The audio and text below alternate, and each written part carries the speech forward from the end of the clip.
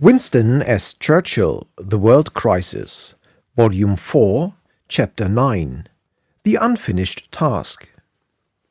Bolshevism threatened to impose by force of arms its domination on those populations that had revolted against it, and that were organized at our request. If we, as soon as they had served our purpose, and as soon as they had taken all the risks, had said, "Thank you, we are exceedingly obliged to you, you have served our purpose. We need you no longer. Now let the Bolsheviks cut your throats," we should have been mean.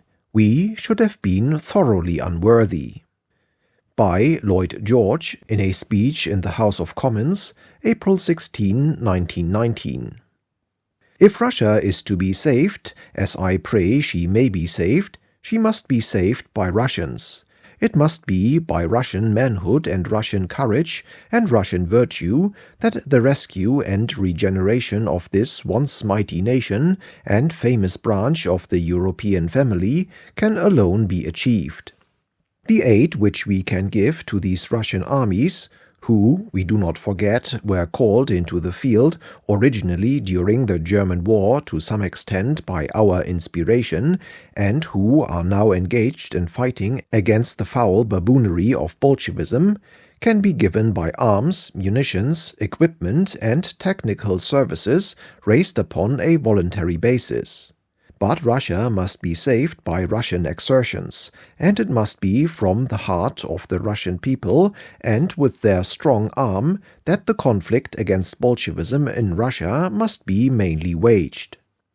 By Churchill, in a speech in Mansion House, February 19, 1919. President Wilson's departure and the interlude which followed at Paris afford the opportunity for placing the reader once more in contact with the gaunt realities which prowled outside. The armistice and the collapse of Germany had altered all Russian values and relations. The Allies had only entered Russia with reluctance and as an operation of war. But the war was over. They had made exertions to deny to the German armies the vast supplies of Russia, but these armies existed no more. They had set out to rescue the Czechs, but the Czechs had already saved themselves. Therefore every argument which had led to intervention had disappeared. On the other hand, all the Allies were involved physically and morally in many parts of Russia. The British commitments were in some ways the most serious. 12,000 British and 11,000 Allied troops were actually icebound in North Russia at Murmansk and Archangel. Whatever was decided, they must stay there until the spring. Naturally, the position of such detachments against whom the Bolsheviks might concentrate very large forces was not free from anxiety. Colonel John Ward, MP, and the 2 British battalions, together with some sailors from the cruiser Suffolk, were in the heart of Siberia playing a remarkable part by arms and counsel in sustaining the Omsk government. The new Siberian army was being rapidly created. It had received from British sources alone 100,000 rifles and 200 guns. It was largely dressed in British uniforms. Training schools under British management had been established at Vladivostok and were in process of turning out 3,000 Russian officers of indifferent quality. In the south, Denikin, who had succeeded to the command when Alexeyev died, had been encouraged to expect the help of the Allies at the earliest possible moment. With the opening of the Dardanelles and the entry of the British fleet into the Black Sea, it had become possible to send a British military commission to Novorossiysk.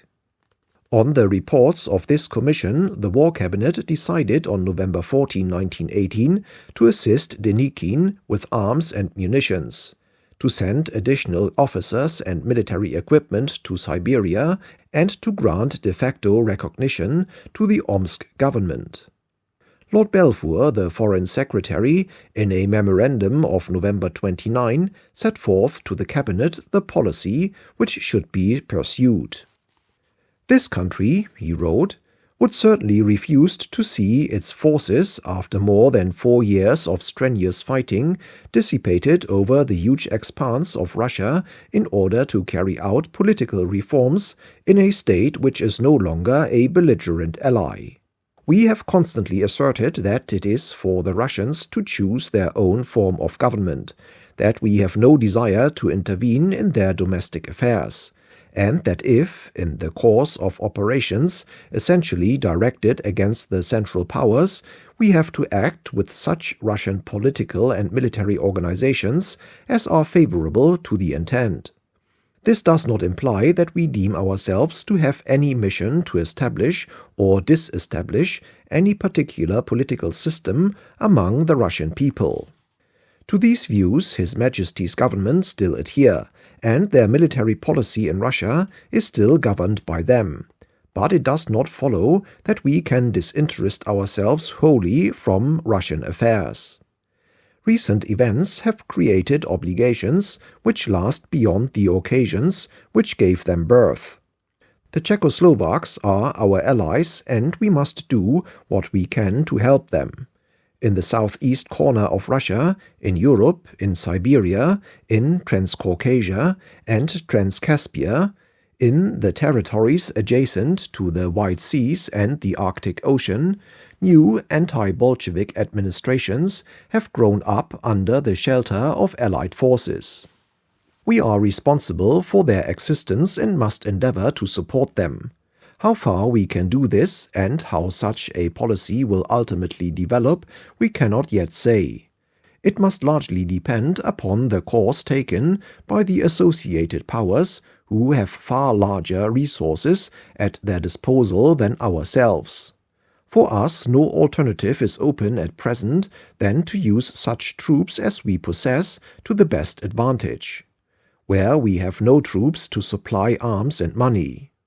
And in the case of the Baltic provinces, to protect as far as we can the nascent nationalities by the help of our fleet. Such a policy must necessarily seem halting and imperfect to those who on the spot are resisting the invasion of militant Bolshevism, but it is all we can accomplish or ought in existing circumstances to attempt. On November 30, our representatives at Archangel and Vladivostok were informed that the general lines of policy towards Russia, which the government proposed to follow, were to remain in occupation at Murmansk and Archangel for the time being, to continue the Siberian expedition, to try to persuade the Czechs to remain in western Siberia, to occupy, with 5 British brigades, the Baku-Batum railway, to give General Denikin at Novorossiysk all possible help in the way of military material, to supply the Baltic states with military material. This was a far-reaching program. It not only comprised existing commitments, but added to them large new enterprises in the Caucasus and in South Russia. Of these, some account must be given. A year before, on December 23, 1917, an Anglo-French convention had been agreed at Paris between Clemenceau, Pichon and Foch on the one hand, and Lord Milner, Lord Robert Cecil, and British military representatives on the other, regulating the future action of France and Britain in southern Russia. This convention contemplated the support of General Alexeyev, then at Novocherkassk, and divided geographically the spheres of action of the two powers so far as they might be able to act at all. French action would develop to the north of the Black Sea against the enemy, that is, Germany, and hostile Russians. That of England to the east of the Black Sea against the Turks. It followed from this, as set out in Article 3, that the French zone would consist of Bessarabia, the Ukraine, and the Crimea, and the English zone of the Cossack territories, the Caucasus, Armenia, Georgia, and Kurdistan. The War Cabinet on November 13, 1918, reaffirmed their adherence to these limitations. In consequence, the British landed at Batum and rapidly occupied the Caucasian Railway from the Black Sea to the Caspian at Baku. Here our troops found a friendly and, on the whole, a welcoming, though agitated population. They settled down along the 400 miles stretch of railway and acted as big brothers to the inhabitants and their various fluctuating governments, and developed a flotilla which soon secured the effective command of the Caspian Sea. This sea is larger than the British Isles. The British forces, about 20,000 strong, were by the end of January 1919 in possession of one of the greatest strategic lines in the world, and both flanks rested securely on superior naval power on the two inland seas. What the British government was going to do with it was never clearly thought out. Behind this shield, the peoples of Georgia, of Armenia, and of Azerbaijan were to be free to develop their independent existence. The incursions by the Bolsheviks, whether into Turkey, at that time entirely submissive, or Kurdistan, or Persia, were prevented. There was never any fighting and no lives were lost, but it was with the greatest difficulty, on account of our diminishing forces, that this protecting line was maintained intact for about a year. Disastrous fortunes attended the French incursion into their assigned sphere. A condition of the armistice had prescribed the immediate evacuation by the Germans of the Ukraine. This seemed reasonable enough to those whose minds were inflamed by the conflict with the Central Powers, and the Germans themselves had no wish but to comply and go home.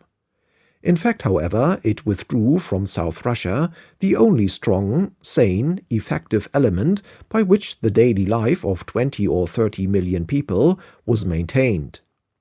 As the once hated and dreaded steel helmets swiftly evacuated the towns and cities of South Russia, the Red Guards followed apace, and rousing the dregs of the population against the bourgeoisie and against all who had been friendly either to the German invader or to the cause of the Allies, celebrated their assumption of power by horrible massacres and prolonged, insatiate proscriptions. While these lamentable events were in progress, the French on December 20 landed with about 2 divisions, supported by a powerful fleet, at Odessa. Their strength was swelled by 2 Greek divisions furnished by Venizelos, at the request of the Supreme Council of the Allies.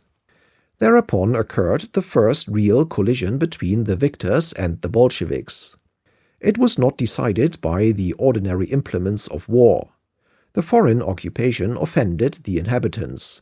The Bolsheviks profited by their discontents. Their propaganda, incongruously patriotic and communist, spread far and wide through the Ukraine. On February 6, 1919, they reoccupied Kiev, and the population of the surrounding districts rose against the foreigners and the capitalists. The French troops were themselves affected by the communist propaganda, and practically the whole of the fleet mutinied. Why should they fight now that the war was over? Why should they interfere in Russian affairs? Why should they not go home? Why should they not indeed assist those Russian movements which sought to level all national authority and establish the universal regime of soldiers, sailors, and workmen? The well-tempered weapon, which had served with scarcely a failure in all the clashes of Armageddon, now broke surprisingly in the hands which turned it to a new task. The mutiny in the French fleet was suppressed, and its ringleaders were long in prison. But a shock was sustained in Paris, which promptly terminated the whole adventure. On April 6 the French evacuated Odessa, and the Greek divisions, which had been unmoved by these occurrences, were simultaneously withdrawn to their own country.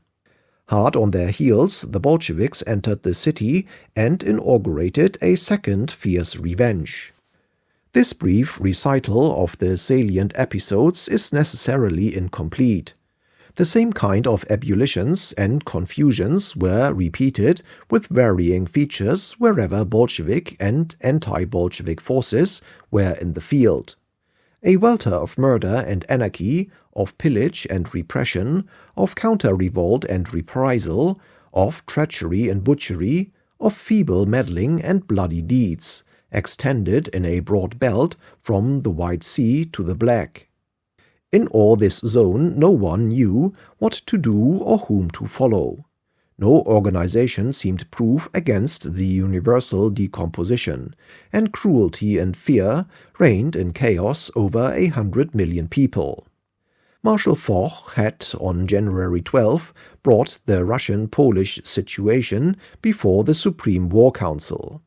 He proposed to add to the armistice terms, then requiring to be renewed, a condition that the Danzig-Thorn railroad should be put in good order by the Germans and should, together with the port of Danzig, be available for the movement of Allied troops.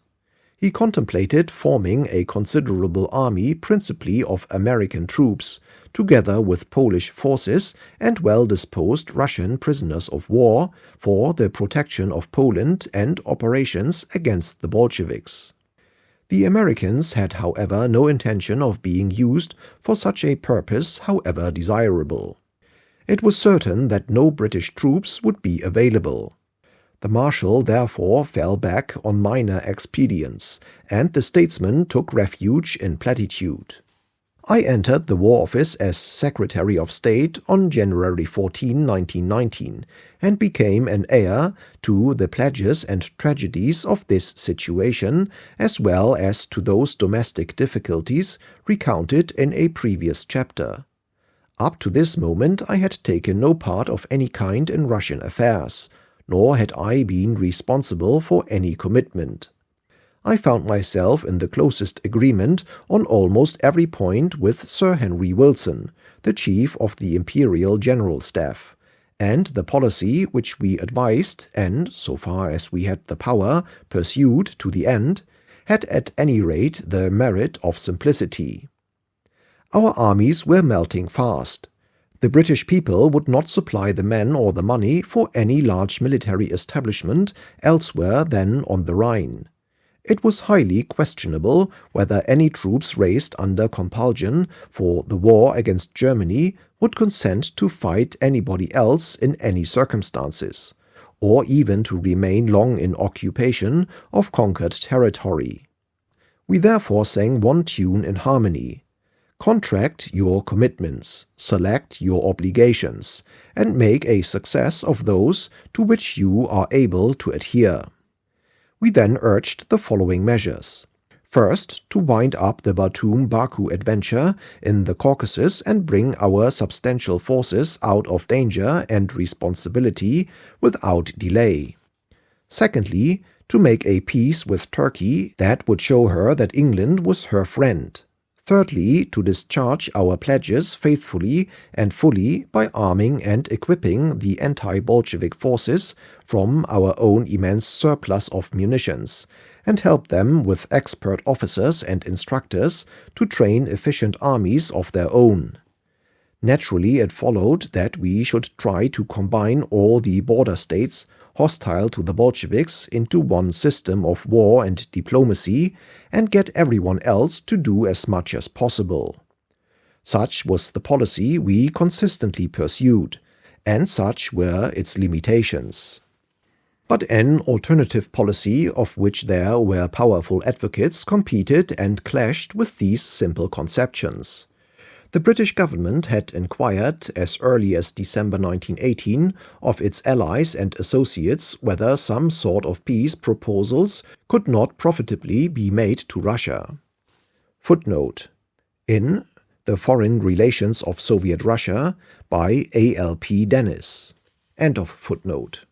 Although this scheme was frowned upon by the French and its rumor caused an outcry in England, Mr. Lloyd George raised the question again on January 16, 1919, and suggested that representatives of Moscow and of the various generals and states with which Moscow was at war should be summoned to Paris in the way that the Roman Empire summoned generals of outlying tributary states to render an account of their actions. Footnote. In The Foreign Relations of Soviet Russia by A.L.P. Dennis, page 76. End of footnote. President Wilson adopted Mr. Lloyd George's suggestion, and on January 21, 1919, it was decided that the United States should draft the invitations. But the rendezvous was changed. Instead of Paris, the island of Principo in the Sea of Marmora was chosen. Very near to Principo lay another island to which the Young Turks before the war had exiled all the pariah dogs which had formerly infested the streets of Constantinople. These dogs, shipped there in tens of thousands, were left to devour one another and ultimately to starve. I saw them with my own eyes, gathered in troops upon the rocky shores, when I visited Turkey in 1909 in a friend's yacht. The bones of these dogs still whitened the inhospitable island, and their memory noisomely pervaded the neighborhood. To Bolshevik sympathizers, the place seemed oddly chosen for a peace conference. To their opponents it seemed not altogether unsuitable. The invitation was accepted by the Bolsheviks in ambiguous terms on February 4. The white governments of Siberia and Archangel, as well as Nabokov, Sazonov, and other representatives of the anti-Bolshevik groups refused it with contempt.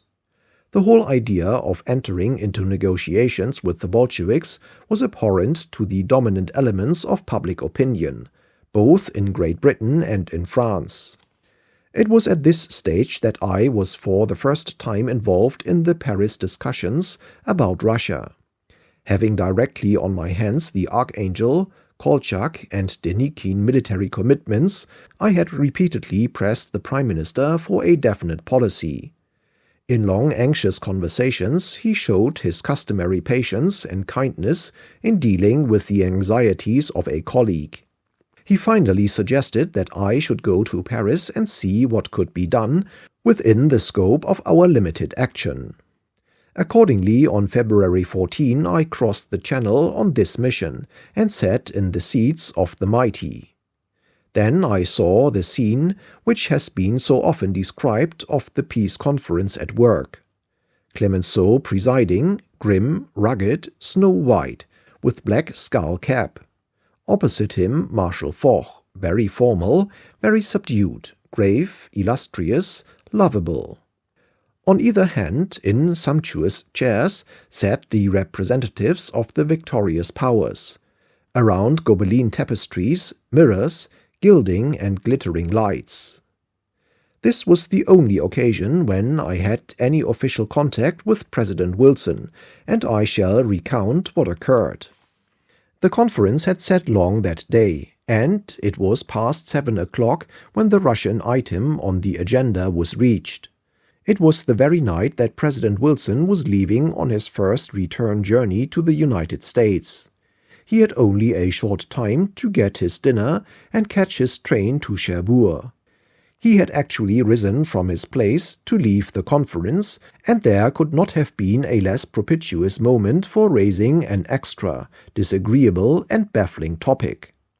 However, with the persistence born of my direct responsibilities upon the various Russian fronts, and with all sorts of cruel realities, then proceeding, present in my mind, I stood up and made my appeal. Could we not have some discussion about Russia? Fighting was actually going on. Men were being killed and wounded. What was the policy? Was it peace or was it war? Were we to stop or were we to go on? Was the president going away to America, leaving this question quite unanswered? What was to happen while he was away? Was nothing to go on except aimless, unorganized bloodshed till he came back? Surely there should be an answer given. The President, contrary to my expectation, was affable. He turned back to the table and, resting his elbow on Clemenceau's chair, listened without sitting down to what I had to say. Then he replied frankly and simply to the following effect. Russia was a problem to which he did not pretend to know the solution. There were the gravest objections to every course, and yet some course must be taken, sooner or later. He was anxious to clear out of Russia altogether, but was willing, if necessary, to meet the Bolsheviks alone, that is, without the national Russians, at Principo. Nevertheless, if Principo came to nothing, he would do his share with the other allies in any military measures which they considered necessary and practicable to help the Russian armies now in the field. Then he left us. It seemed to me obvious that whatever the Russian policy of the Allies might be, or by whatever measure it might be executed, some central body should be sent up to study and concert it. To the 58 commissions there might at least be added a 59th for Russia. Next day, at a special meeting at the Quai d'Orsay on the Russian situation, I proposed, with Mr. Balfour's approval, the setting up of an Allied Council for Russian affairs with political, economic and military sections and with executive power within the limits of the policy defined for it by the Allied governments, and that the military inquiry into what resources were available and how they could best be coordinated should proceed forthwith. I reported the course of the discussion to the Prime Minister and added, if Principo fell through, the Supreme War Council could be presented immediately with a complete military plan and an expression of opinion from the highest military authorities as to whether within the limits of our available resources there is a reasonable prospect of success. The Supreme War Council would then be in a position to take a definite decision whether to clear out altogether or to adopt the plan. The following were the actual proposals. Draft wireless message, February 15, 1919. The Princess Island proposal of the Allied powers has now been made public for more than a month. The Bolsheviks have replied by wireless on the 6th instant, offering to meet the wishes of the Allied powers as regards the repayment of loans, the grant of concessions for mineral and forest rights, and to examine the rights of eventual annexation of Russian territories by the Entente powers. The Allies repudiate the suggestion that such objects have influenced their intervention in Russia. The supreme desire of the Allies is to see peace restored in Russia and the establishment of a government based upon the will of the broad mass of the Russian people. It is solely with this object that the Princess Island proposal has been made. It is not essential to that proposal that any conference should be held or that representatives of the various Russian forces in the field should meet around a common table. But what is imperative is that fighting should stop, and stop forthwith. The Bolshevik government, while verbally accepting the invitation to Princess Island, have, so far from observing a truce of arms, taken the offensive in many directions and are at the present time attacking on several fronts. In addition, they have called up new classes and expedited and expanded their military preparations. It is therefore necessary to fix a precise time within which the Princess Island proposal must be disposed of. Unless, within 10 days from the 15th instant, the Bolshevik forces on all fronts have ceased to attack and have withdrawn a distance of not less than 5 miles from the present position of their adversaries' outpost lines, the Princess Island proposal will be deemed to have lapsed. If, however, within 5 days a wireless notification is received from the Bolshevik government that they have so ceased attacking, so ceased firing, and so withdrawn, and if this is confirmed by the reports received from the various fronts, a similar request will be addressed by the Allies to the forces confronting them. It is in these circumstances only that a discussion at Prince's Island can take place. Proposal for a committee of the associated powers to examine the possibilities of Allied military intervention in Russia. In anticipation of the Soviet government refusing to accept the Allied terms and continuing hostilities, it is suggested that suitable machinery should be set up forthwith to consider the practical possibilities of joint military action by the associated powers acting in conjunction with the independent border states and pro-Ally governments in Russia. The machinery in question might take the form of a commission comprising military representatives of the American, British, French, Italian, and Japanese governments. This commission would make it its business, among other things, to examine competent representatives of Russia, Finland, Estonia, Poland, and the other border states in order to form an estimate of the actual military assistance which these states and governments are in a position to supply, and to prepare a plan for the utilization of the joint resources. It is considered that the existing organization at Versailles, with certain necessary additions, would be suitable for the purpose, but in this case it should be understood that the military representatives would be acting as the mouthpieces of the chiefs of the staff of their respective nationalities. The committee should endeavor to furnish their report within 10 days, or whatever time limit is set in the ultimatum that is now proposed to send to the belligerent governments in Russia. Mr. Lloyd George's view is well set forth in the following telegram. Prime Minister to Mr. Philip Kerr, February 16, 1919. See Churchill and tell him I like the cable which it is proposed to send Bolsheviks. As to alternative program. I trust he will not commit us to any costly operations which would involve any large contribution either of men or money. The form of his cable to me looks rather too much like this. I had understood from his conversation with me that all he had in mind was to send expert details who volunteer to go to Russia together with any equipment we can spare. I also understand our volunteer army has not to be drawn upon for that purpose, and that effort made to secure volunteers would not be on such a scale as to arouse vehement opposition in this country involving us in heavy expenditure and interfere with growth of our own volunteer army. All these things ought to be made clear to all the other powers before an agreement is arrived at, otherwise they might either depend too much on us or subsequently upbraid us with having failed in our promises. The main idea ought to be to enable Russia to save herself if she desires to do so, and if she does not take advantage of opportunity, then it means either that she does not wish to be saved from Bolshevism or that she is past saving. There is only one justification for interfering in Russia, that Russia wants it. If she does, then Kolchak, Krasnov, and Denikin ought to be able to raise much larger force than Bolsheviks. This force we could equip, and a well-equipped force of willing men would soon overthrow Bolshevik army of unwilling conscripts, especially if whole population is against them.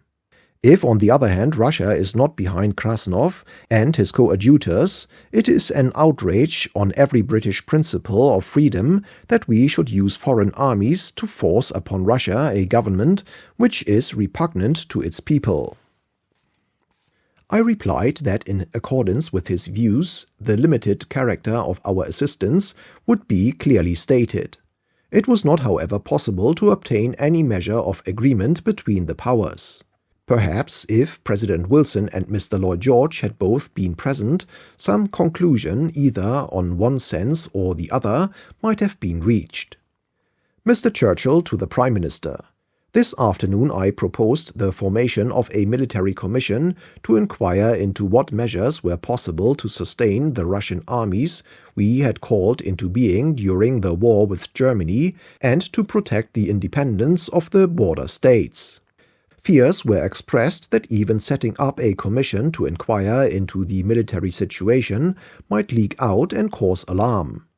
Mr. Balfour therefore proposed that no formal commission should be set up, but that the military authorities might be allowed informally to talk together and, instead of presenting a report to the conference as a whole, might individually hand to their respective representatives on the conference a copy of the results of their informal and unofficial conversations. After Clemenceau had commented on the strange spectacle of the victorious nations in this great struggle being afraid even to remit to the study of their military advisers at Versailles, a matter admittedly of vital importance to Europe, this project was agreed to. You are therefore committed at some date in the near future to receiving an informal document embodying certain military opinions bearing upon Russia. You are committed to nothing else. In the circumstances, it was useless for me to remain in Paris, and I therefore returned to London on the 18th. I am sure the procedure I proposed was reasonable and practical. The one chance of success and safety for the national Russians lay in the united countenance of the Allies, and the proper concerting of any action they could take. The Allies had not much to give them, but they might at least have given it in a manner likely to be useful. Both the Principe proposals and the study of the military and diplomatic possibilities having been reduced to nullity, the Americans, with the assent of Mr. Lloyd George, sent a certain Mr. Bullitt to Russia on February 22. He returned to Paris in a week or two with proposals for an accommodation from the Soviet government in his pocket. The moment was unpropitious. Kolchak's armies had just gained notable successes in Siberia, and Bela Kun had raised his communist rebellion in Hungary. French and British indignation against truckling to the Bolsheviks was at its height. The Soviet proposals to Mr. Bullitt, which were of course in themselves fraudulent, were treated with general disdain, and Bullitt himself was not without some difficulty disowned by those who had sent him. Thus again we reached the void. The Prime Minister, nettled by repeated War Office requests for decisions of policy, retorted by demanding exact estimates of the cost in money of the various alternatives open. Mr. Churchill to the Prime Minister, February 27, 1919. I send you herewith a statement of British assistance given to Russia, which, as you will see, is considerable. The criticism that may be passed is that it is related to no concerted policy, and that while it constitutes a serious strain on our resources, it is not backed with sufficient vigor to lead to any definite result. There is no will to win behind any of these ventures. At every point we fall short of what is necessary to obtain real success. The lack of any will to win communicates itself to our troops and affects their morale. It communicates itself to our Russian allies and retards their organization, and to our enemies and encourages their efforts. With regard to your complaint that the War Office have not furnished you with information, I must point out to you that the War Cabinet have long been accustomed to deal direct with the Chief of the Staff and other military authorities, and they know as well as I do the difficulties of obtaining precise plans and estimates of cost from military men in regard to this Russian problem.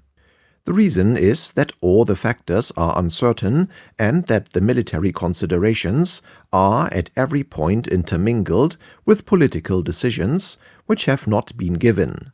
For instance, to begin with what is fundamental, the Allied powers in Paris have not decided whether they wish to make war upon the Bolsheviks or to make peace with them. They are pausing midway between these two courses with an equal dislike of either. And a fortnight later, Mr. Churchill to the Prime Minister, March 14, 1919. The 4 months which have passed since the armistice was signed have been disastrous almost without relief for the anti-Bolshevik forces. This is not due to any great increase in Bolshevik strength, though there has been a certain augmentation. It is due to the lack of any policy on the part of the Allies, or of any genuine or effective support put into the operations which are going on against the Bolsheviks at different points in Russia. Principo has played its part in the general discouragement and relaxation which has set in. The fact that the German troops were commanded to withdraw from the Ukraine without any provision being made to stop the Bolshevik advance has enabled large portions of this rich territory, full of new supplies of food, to be overrun, and the Bolsheviks are now very near the Black Sea at Kherson. There are many signs of weakness in Kolchak's forces, and, as you have observed, many Bolshevik manifestations are taking place behind the Siberian front, in one of which the Japanese have had quite severe fighting. It will be convenient at this stage somewhat to anticipate the fortunes of Admiral Kolchak and the march of events in Siberia. Kolchak, a vigorous man in the early 40s, was in many ways the naval counterpart of Kornilov. On the outbreak of the revolution, after a mutiny of his fleet in which he had proved his personal courage and physical strength, he had been advised by the provisional government to take refuge in Japan, for they would probably have need of him at a later stage. On their fall he had entered Siberia from the east and had for some months been serving in the curious role of Minister of Marine in the Omsk government, which was at no point less than 1,000 miles from the sea. Kolchak was honest, loyal, and incorruptible. His outlook and temperament were autocratic, but he tried hard to be liberal and progressive in accordance with what he was assured was the spirit of the times. He had no political experience and was devoid of those profound intuitions which have enabled men of equal virtue and character to steer their way through the shoals and storms of revolution. He was an intelligent, honorable, patriotic admiral. He took no part in the movement or conspiracy which overthrew the civil power, but when the necessities of the time and the general demand of those with whom he was in contact thrust upon him the responsibilities of dictatorship, he accepted the duty. He proclaimed himself supreme ruler and commander-in-chief for Siberia, the Cossack territories, and Orenburg. He stated that his chief aims were the revival of the fighting power of the army, the triumph over Bolshevism, and the restoration of law and order so that the Russian people may without hindrance select its own form of government. There is no doubt that this program met the needs of the moment. In practice, any vigorous policy involved the total exclusion of the anti-Bolshevik socialists from the Siberian government. These auxiliaries, hampering in council, feeble to help but powerful to embarrass, became henceforth definite opponents.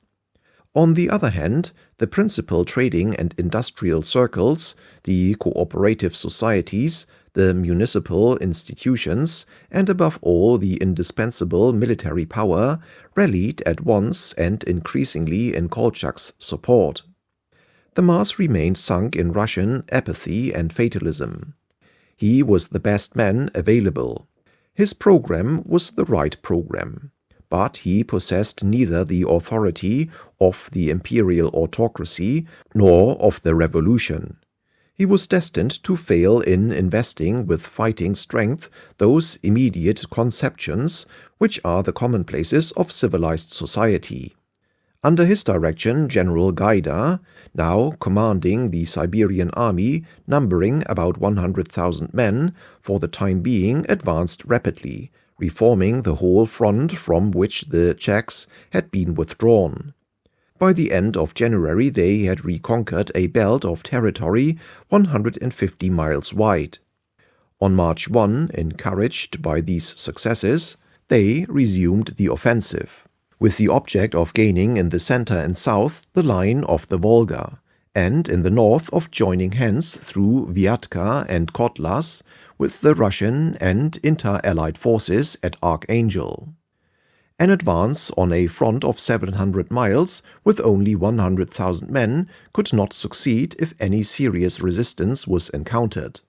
Nevertheless, by the 1st of May the Siberians had further advanced on their enormous front to a depth of 125 miles in the north and 250 miles in the center. In the south also they had achieved appreciable successes. Meanwhile, in the Black Sea region, the Russian volunteer army under Denikin, now joined to Krasnov's 100,000 Cossacks, had become a considerable military factor, less imposing but more solid than the Siberian forces. In this theater there was much more real fighting, and actual trials of strength took place from time to time between the combatants. Such was the position on which the Supreme Council of the Allies, in the end of May 1919, came at last to take its decision. Clemenceau, Lloyd George, President Wilson, Orlando, and the Japanese delegate Sayonji set forth their views on May 26 in a note addressed to Admiral Kolchak. This document is so important that it must be printed textually. Note from the Supreme Council to Admiral Kolchak, May 26, 1919. The Allied and associated powers feel that the time has come when it is necessary for them once more to make clear the policy they propose to pursue in regard to Russia. It has always been a cardinal axiom of the Allied and associated powers to avoid interference in the internal affairs of Russia. Their original intervention was made for the sole purpose of assisting those elements in Russia which wanted to continue the struggle against German autocracy and to free their country from German rule, and in order to rescue the Czechoslovaks from the danger of annihilation at the hands of the Bolshevists' forces. Since the signature of the armistice on November 11, 1918, they have kept forces in various parts of Russia. Munitions and supplies have been sent those associated with them at a very considerable cost. No sooner, however, did the peace conference assemble than they endeavored to bring peace and order to Russia by inviting representatives of all the warring governments within Russia to meet them in the hope that they might be able to arrange a permanent solution of the Russian problem. This proposal and the later offer to relieve the suffering millions of Russia broke down through the refusal of the Soviet government to accept the fundamental condition of suspending hostilities while negotiations for the work of relief were proceeding. Some of the Allied and associated governments are now being pressed to withdraw their troops and to incur no further expense in Russia on the ground that continued intervention shows no prospect of producing an early settlement. They are prepared, however, to continue their assistance on the lines laid down below, provided they are satisfied that it will really help the Russian people to liberty, self-government and peace. The Allied and associated governments now wish to declare formally that the object of their policy is to restore peace within Russia by enabling the Russian people to resume control of their own affairs through the instrumentality of a freely elected constituent assembly, and to restore peace along its frontiers by arranging for the settlement of disputes in regard to the boundaries of the Russian state and its relations with its neighbors through the peaceful arbitration of the League of Nations. They are convinced by their experience of the last 12 months that it is not possible to attain these ends by dealing with the Soviet government of Moscow. They are therefore disposed to assist the government of Admiral Kolchak and his associates with munitions, supplies, and food to establish themselves as the government of all Russia, provided they receive from them definite guarantees that their policy has the same object in view as the Allied and associated powers. With this object they would ask Admiral Kolchak and his associates whether they would agree to the following as the conditions under which they would accept continued assistance from the Allied and associated powers. In the first place, as soon as they reach Moscow, that they will summon a constituent assembly elected by a free, secret, and democratic franchise as the supreme legislature for Russia, to which the government of Russia must be responsible, or if at that time order is not sufficiently restored, they will summon the Constituent Assembly, elected in 1917, to sit until such time as new elections are possible. Secondly, that throughout the areas which they at present control, they will permit free elections in the normal course for all free and legally constituted assemblies, such as municipalities, zemstvos, etc. Thirdly, that they will countenance no attempt to revive the special privilege of any class or order in Russia. The Allied and associated powers have noted with satisfaction the solemn declaration made by Admiral Kolchak and his associates that they have no intention of restoring the former land system. They feel that the principles to be followed in the solution of this and other internal questions must be left to free decision of the Russian Constituent Assembly. But they wish to be assured that those whom they are prepared to assist stand for the civil and religious liberty of all Russian citizens and will make no attempt to reintroduce the regime which the revolution has destroyed.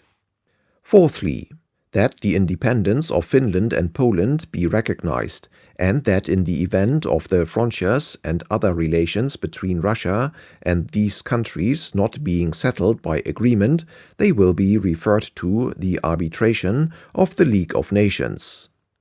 Fifthly, that if a solution of the relations between Estonia, Latvia, Lithuania, and the Caucasian and Transcaspian territories and Russia is not speedily reached by agreement, the settlement will be made in conciliation and cooperation with the League of Nations, and that until such settlement is made, the government of Russia agrees to recognize these territories as autonomous and to confirm the relations which may exist between their de facto governments and the Allied and associated governments. Sixthly, that the right of the Peace Conference to determine the future of the Romanian part of Bessarabia be recognized. Seventhly, that as soon as a government for Russia has been constituted on a democratic basis, Russia should join the League of Nations and cooperate with other members in the limitation of armaments and military organization throughout the world. Finally, that they abide by the declaration made by Admiral Kolchak on November 27, 1918, in regard to Russia's national debt. The Allied and associated powers will be glad to learn as soon as possible whether the government of Admiral Kolchak and his associates is prepared to accept these conditions, and also whether, in the event of acceptance, they will undertake to form a single government and army command as soon as the military situation makes it possible. Signed, Clemenceau, Lloyd George, Orlando, Woodrow Wilson, Sayonji. Naturally, Kolchak did not delay his reply. I should not retain power one day longer than required by the interests of the country. My first thought at the moment when the Bolsheviks are definitely crushed will be to fix the date for the election of the Constituent Assembly. I shall hand over to it all my power in order that it may freely determine the system of government. I have, moreover, taken the oath to do this before the Supreme Russian Tribunal, the guardian of legality. All my efforts are aimed at concluding the civil war as soon as possible by crushing Bolshevism in order to put the Russian people in a position to express its free will. He then proceeded to answer satisfactorily all the specific questions which the Council of Five had asked. This answer was dated June 4, and on June 12 Lloyd George, Wilson, Clemenceau, and the representative of Japan welcomed the tone of the reply, which seemed to them to be in substantial agreement with the proposition they had made, and to contain satisfactory assurances for the freedom and self-government of the Russian people and their neighbors. They were therefore willing to extend to Admiral Kolchak and his associates the support set forth in their original letter. If this far-reaching and openly proclaimed decision was wise now in June, would it not have been wiser in January? No argument existed in June not obvious in January, and half the power available in January was gone by June. 6 months of degeneration and uncertainty had chilled the Siberian armies and wasted the slender authority of the Omsk government. It had given the Bolsheviks the opportunity of raising armies, of consolidating their power, and of identifying themselves to some extent with Russia. It had provided enough opposition to stimulate, and not enough to overcome the sources of their strength. The moment chosen by the Supreme Council for their declaration was almost exactly the moment when that declaration was certainly too late.